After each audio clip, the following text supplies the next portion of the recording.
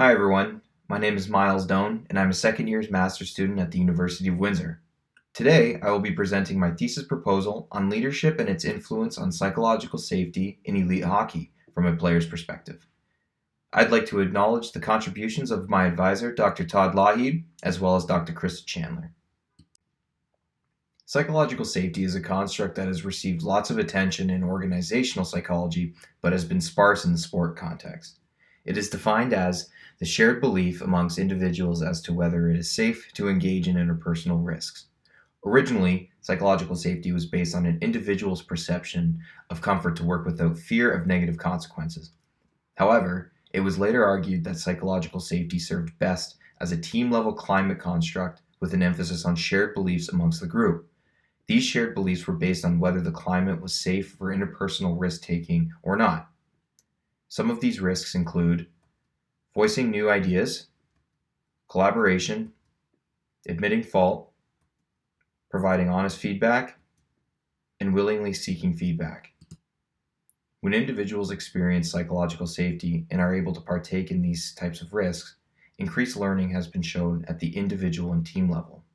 However, when these behaviors are unsuccessful, such as a new idea fails to achieve a desired result, there can be negative consequences related to the individuals and how they are perceived by others and will cease to partake in such behaviors in the future. Some of the fears of negative consequences will be to their self-image, status, and career.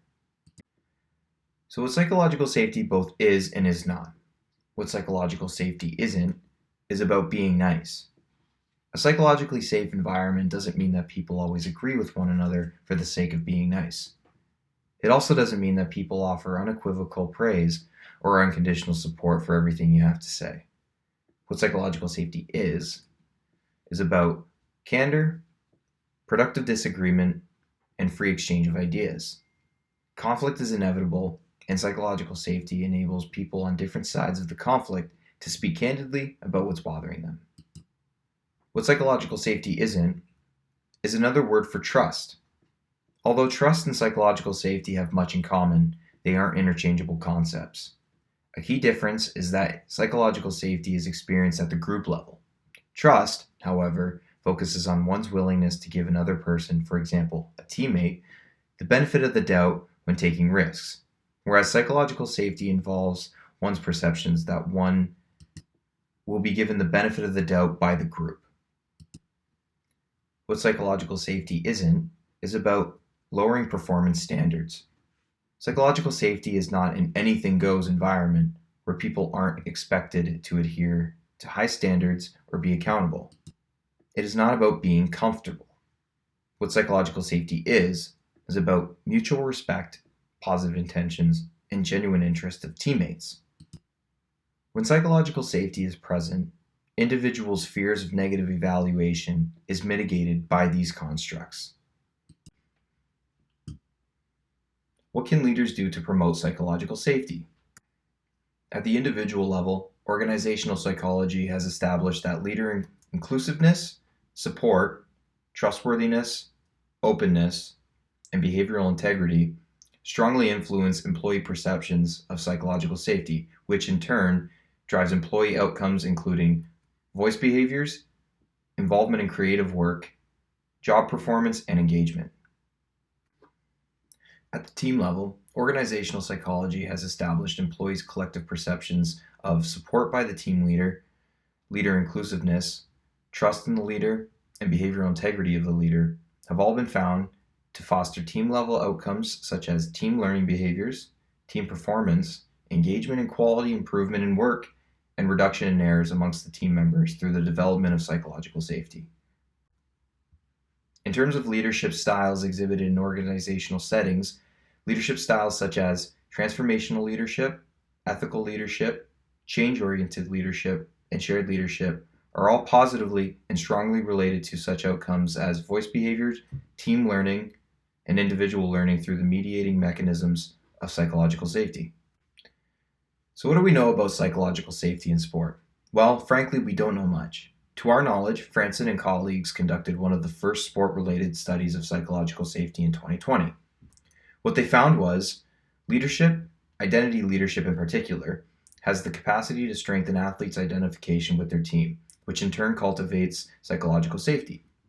A psychologically safe environment can foster team functioning and nurture member well-being. They also found that with shared beliefs towards the team and its members, athletes perceived they could take risks, discuss problems, and engage in constructive conflicts.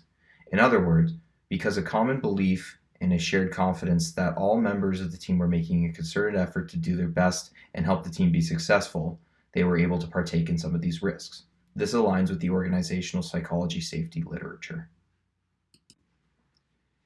Given Franson and colleagues' study is specific to identity leadership, we believe it would be appropriate to take a step back and examine psychological safety from a broader perspective. Therefore, the purpose of our study will be to examine the nature of psychological safety within the team sport context, specifically factors that influence its development, how it's influenced by team leadership, coaches and athlete leaders, and leadership behaviors used to promote or diminish psychological safety.